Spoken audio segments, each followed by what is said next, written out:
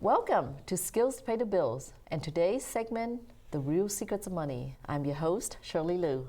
Now today, we're honored to have two distinguished gentlemen in the studio who represented two top companies that are recognized locally in the Northern Virginia area and nationally.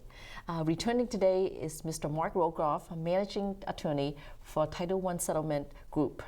Now, Mark has been practicing real estate law in the DC metropolitan area for 21 years. Now, he's licensed a settlement agent in Virginia, Maryland, and DC. Now, in addition to that, we also have our chairman of the board. Mark also serves as chairman of the board for the Regional Chamber of Commerce. Okay. Our next guest is Mr. John Clark, Jr., area manager for MyMortgageProfessional.com. John has pioneered brand new regional branches and growth market for the various corporations over many years. His organization, MyMortgageProfessional.com, is noted for giving back to the community. And they just recently completed a contest that gave away money for deserving nonprofit organizations in this area. Welcome, Mark and John, to the Real Secrets of Money. Thank you, Shirley. Okay. Glad to be here. Good. So, John, let's go ahead and kind of start off with you. Okay. Tell us, what's your role, currently at MyMortgageProfessional.com? Well, I actually have a dual role. I'm an area sales manager that helps go and develop markets and open branches so that consumers and customers can come in and meet us face to face to achieve mortgages. And then I also am a loan officer myself, so I deal directly with the public population in the community and help them achieve mortgage financing. Okay. Well, before I jump into all the questions, I have to ask you this. Okay. One of the things in the past, when the mortgage industry has no doc loans. Yes. And people always, I'm always curious myself, and I'm sure our viewers are questioning the same thing. Is there such a thing? Does that still exist? That's a great question. Yes, obviously in 2007 and 8, there was a decline in the U.S. economy, right. And part of that was the mortgage industry kind of even stimulating that problem. And so there was a lot of adjustments. Regulators stepped in, the government stepped in and said, hey, you got some problems in that industry, we need to fix it.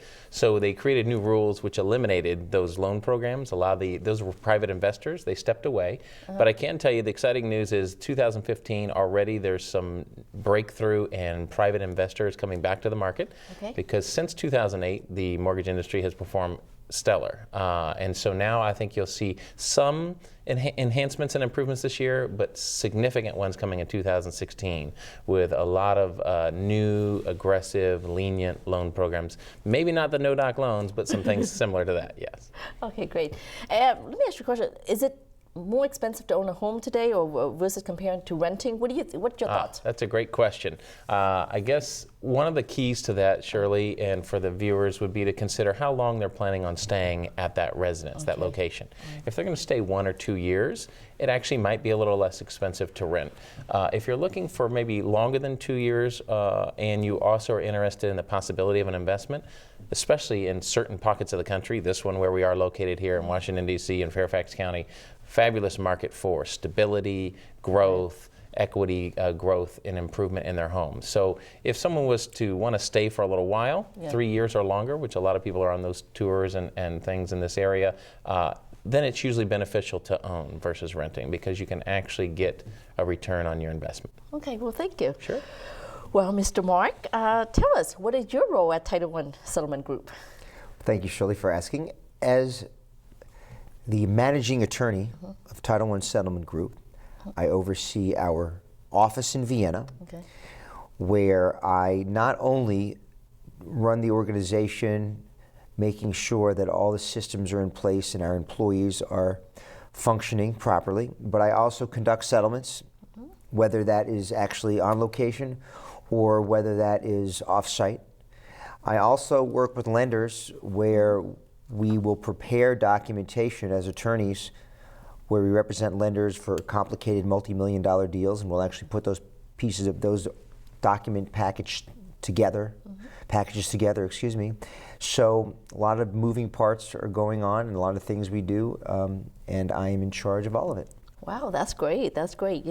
Now let me ask you this, because sometimes when people have a mortgage loan and all that, and they go, I've got the loan document, I'm cool. Why do I really need an attorney, to kind of look at that? I mean, it's why, because isn't the loan package, it's all my rules and regulation when it comes to buying a house? When you're working, whether you're buying or refinancing, you want to work with an attorney for many reasons, because we have expertise in making sure that the documents that we're reviewing match with the parameters of what you thought you agreed to obtain. And so sometimes there are some title companies in the area that don't have an in-house counsel. They work with attorneys anyway. They'll have to work with attorneys for document preparation, for document review. So a lot of lenders and a lot of real estate agents really only want to work with title companies that have an attorney in-house, so they know the transaction will be conducted correctly the first time, and nothing will come back to haunt their clients and have to correct issues later. I understand. Isn't it true too, Mark, that certain properties have situations where it's almost necessary that you have an attorney to help you address them? You know, if they're in a normal neighborhood, maybe it's not always going to occur, but some of your outlying areas could have different types of properties that might need your services even more. Well, it's important to be able to know what you're looking at when it comes to title. I've had many situations where, with my experience reviewing the title search that's come back from land records, to know that something was amiss with the property. And that's prevented our clients and prevented our company from getting in hot water many times over the years. Wow, well, thank you. So, John, let me ask you a question. Is it a good time right now for us to purchase a home? I mean, That's a great question, too. I think there's a lot of people out there, hopefully some of the viewers might have that in their mind as well. Should I buy a home? Is this a good time? I would say there's a number of reasons, in certain local markets like ours, excellent time to buy. Those factors, some of the key ones are very low down payment options are available, extremely low and affordable interest rates, as everybody hears, which really translates into easier entry if you've been renting or living with relatives and now you want to own. You don't have to have a ton of money to put down, and we should be able to keep the payments relatively close to what you're paying in rent, because rents have been going up these last number of years. So really you can achieve about the same monthly payment with a very low interest rate and a low down payment. And as well is the homes that have been going up in this area for about the last 2 years, around 4 or 5% a year in value. So over the next few years, you should have, if that were to continue through 2019, it's projected to continue at that 4, 5, or even 6% rate of growth. So they could easily actually gain profits as well.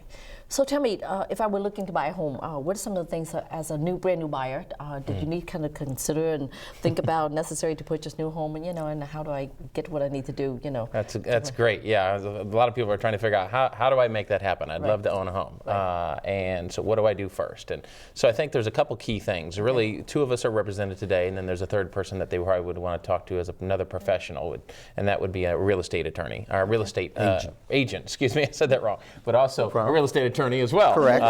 Thank he's you. Here. And then in addition to that, obviously a mortgage lender. I think you really need to have all three people who have expertise. As Mark mentioned earlier, it's nice to have a settlement company who has an attorney. It's nice to have an agent who's full-time. There's a lot of people who have real estate licenses, but not all of them are engaged full-time and would understand what's happening in the marketplace.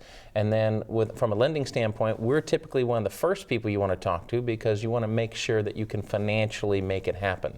You don't want to spend a lot of your time and energy running around with real estate professionals looking at homes if in fact you can't afford to qualify for what you're looking at. I appreciate that. Sure. Now, Mark, why is it important to purchase title insurance?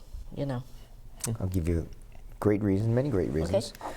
When you conduct a title search, there are things in land records that you could tell from the search, but there are many things you can't.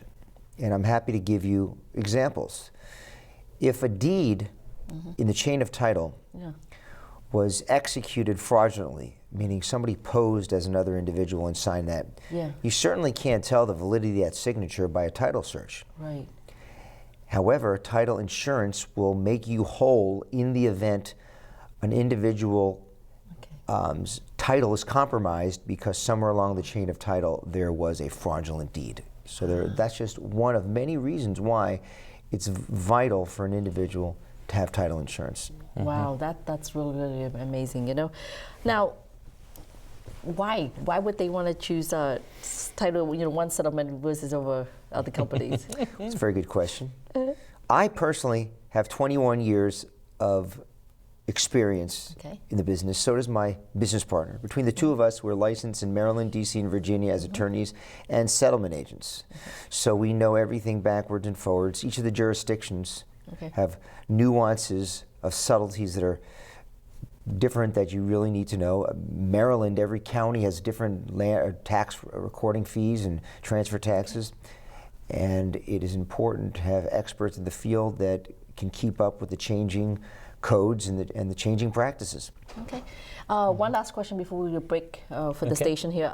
Now, in your opinion, John, what is the most important factors to consider when selecting a vendor, a lender? Yes, well, I think that's another good question, and thank you for asking. I would say that you want to look for someone who's local, but also has size and financial strength behind them. Sometimes it's nice to meet them in person. So. Okay. Well, that's wonderful, you know.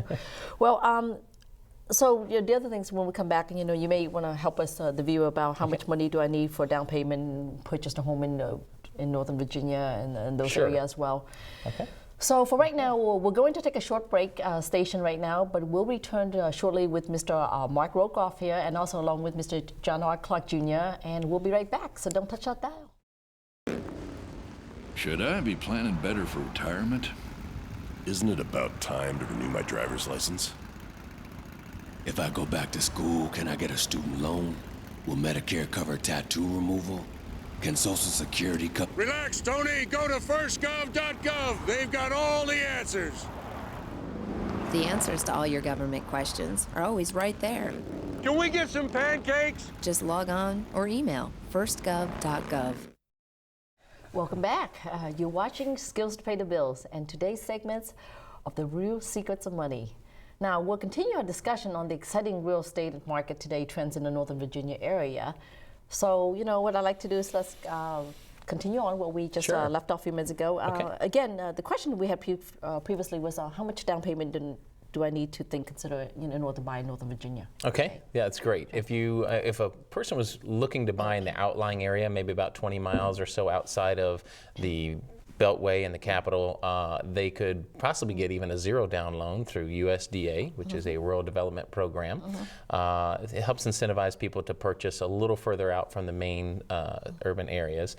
Also, there is Virginia Housing Development Authority, which will work in any of the sections for those that qualify, and that's also a zero down loan. The most common one probably is FHA right now, Federal Housing Administration, and that's a 3.5% down loan. The traditional conventional loan is 20%, and that leaves a loan of 80%.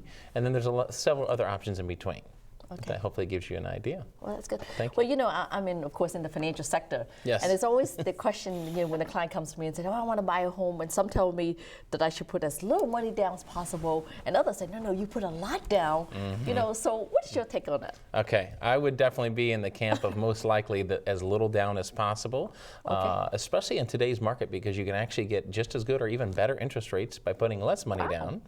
Even if you're doing a large loan, those loans are actually priced less expensively than even some smaller loans. So the market is geared towards a lower down payment, and then they can invest that money in better places. And I'm sure Shirley could help them figure that out. There you go. Well, Mark, I'm sure, you know, as a title attorney, you probably have some issues sometimes that you do see that arise if for some reason, you know, a title company is not used, you know, in a house. And can you share of any of those stories that you may have experienced, you know, well, I will horror say stories, kind of a bit? Well, I will say this. As an attorney, Yes. when we conduct settlements as real estate agent, as a title agent as well, we are sure to make sure that the people who are signing are actually them. We look at IDs and we confirm identities. We are very thorough in doing that. Now, I've heard stories in the business of people that are not as thorough as that might be. Case in point, there's a famous story of a man and a woman that come into an office, a title office, to sell their property. Okay. And they sign off. It's a busy, busy end of the day, and people are signing all the documents away, and the home gets sold, and the husband and wife take the money. And then about a month or two later, a woman comes into the office and wants to know, when she was out of the country, why the home that's owned by she and her estranged husband has been sold, and she never got any money from it. So a situation occurred where the husband's girlfriend was posing as the wife, and no one checked their IDs to verify. No good. Signed off on everything and Oh, my took the money and goodness. ran, and now there's a situation where the actual title holder is out her portion of the proceeds. Wow. So interesting things like that can happen just from forgetting to ask for an ID. But we do that religiously, not only as identification, but we actually help Homeland Security fight the funding of money laundering and terrorist activities just by asking for IDs. Wow. Yeah. Well, John, let me ask you a question. If I was to buy a home and getting a loan, how do I know that I'm getting the best interest rate and the best term pricing for me without having to shop around with so many different mortgage lender? Okay. Yeah, that's great. Typically, if they're dealing with a direct lender, such as ourselves, where we are the source of the money, then there's a lot more confidence the consumer can have that there's less fees, less restrictions, less requirements put on them, because direct lenders, again, having their own money lend directly to the consumer. Most people think that's the way it always is. It's kind of old-fashioned way. Yeah, you come in, you ask for a loan, we give you the money. Yet most of the lenders out there, even at banks, are oftentimes not really the source of the money. And so then you would have to question in your mind, if there's other people behind them that I can't see, what are their rules, what are they like, what are they doing with my confidential information like he was just referencing, and then how do I know I'm getting the best rate? You may not be. But if you deal directly with the source, like a direct lender such as New Penn Financial, you can be rest assured that you're getting the lowest cost loan. Oh, okay.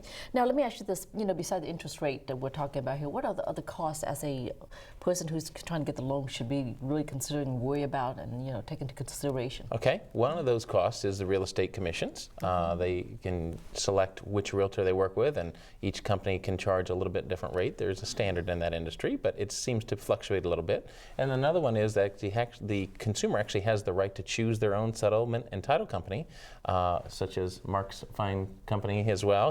They can actually select him even if the realtor or someone else involved in the deal has selected their own favorite. It is the consumer's choice to select title companies, and that actually has a bearing on the cost and the service that they would receive. Wow.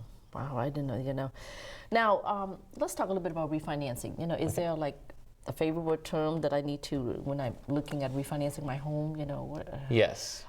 I guess the other question is, when should I consider refinancing my home? Okay, anytime that you're going to stay in your home longer than 2 years after you would refinance, and if you have greater than 20% equity, I would definitely refinance, because you're leaving equity in your attic locked up, and you can't get it invested and get guarantees that you can in the securities market.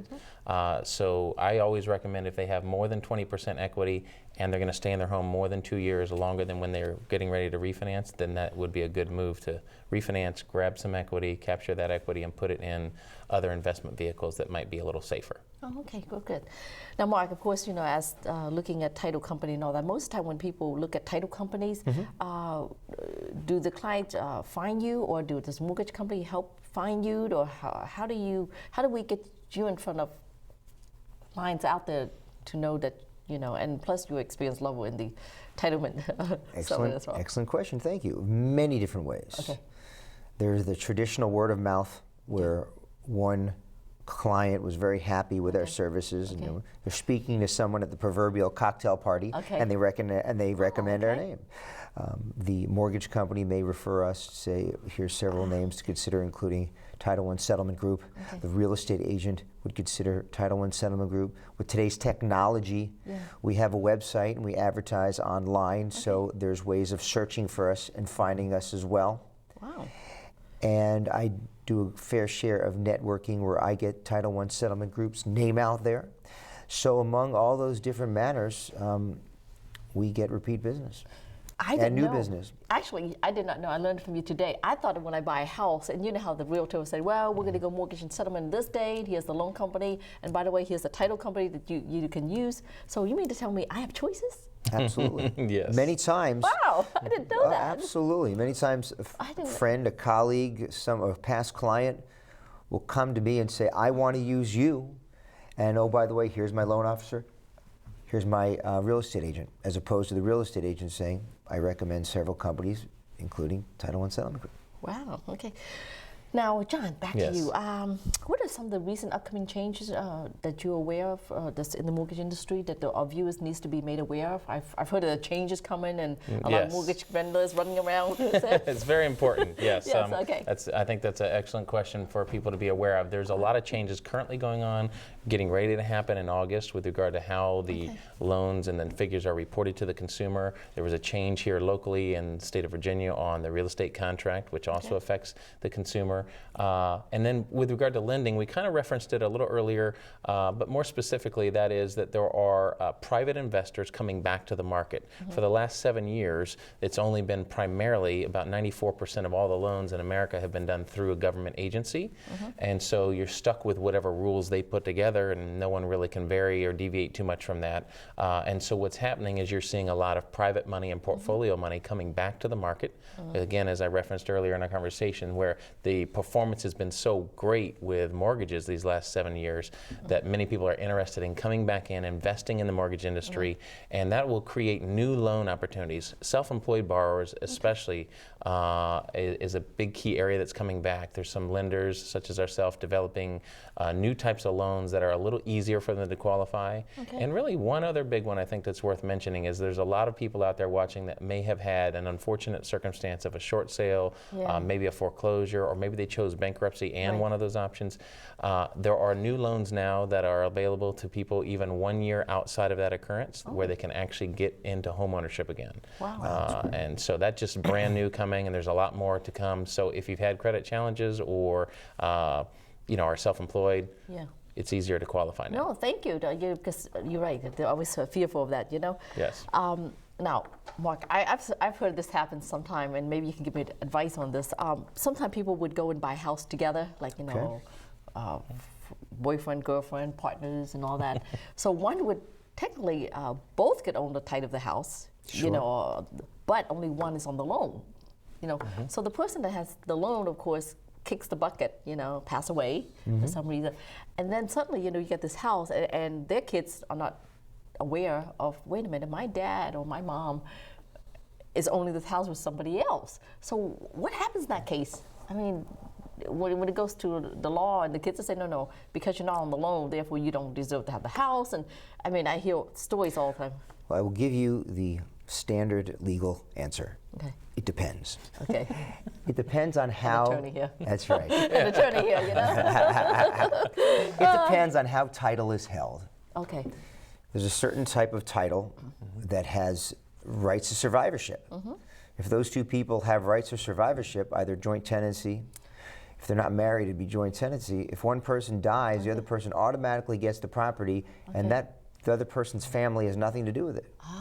Wow. If it's tenants in common, and the property is owned half by the person that passed away and half by the person that's still living, then a situation would have to be done where the property is sold. Half the proceeds would go to the person that's still alive, and half of the proceeds would go to the estate of the person that passed away. So it all depends on how title is held. And we often coach people. People come to us and ask us the best way to hold title when they're buying the property, so to minimize any issues later. Wow. You know what? I think I got some issues that I think you need to take a look at my title now. Be happy to do it. Because it's I know it's important. Sure that it goes good. Now, John, let me ask you this. Besides doing, what makes you different? What are the extra beneficial services that you can offer to your client to say, someone would say, I'd rather go to John instead of somebody else. Great. Well, I think the best way to judge that is based on what past customers have already said.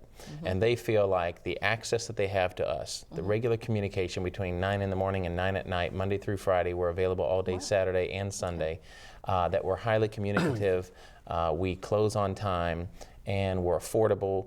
And we take the time to really listen in the beginning as to what is their goals, what are their timelines. We ask them key questions about their life and what their expectation is going forward. We're not just simply selling anything, we're really providing solutions for their needs. Wow, thank you. Sure. Well, gentlemen, it was fun today, and I love hosting this and with you guys being here with us today. Our time is up. I wish we had more. Yeah.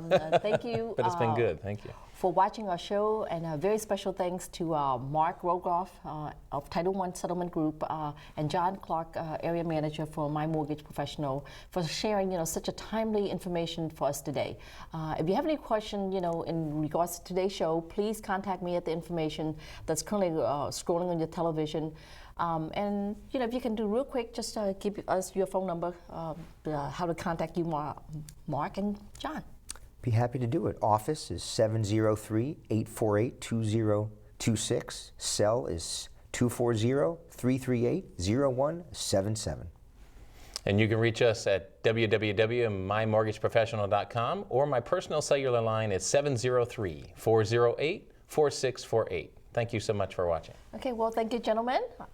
We'll see you next time.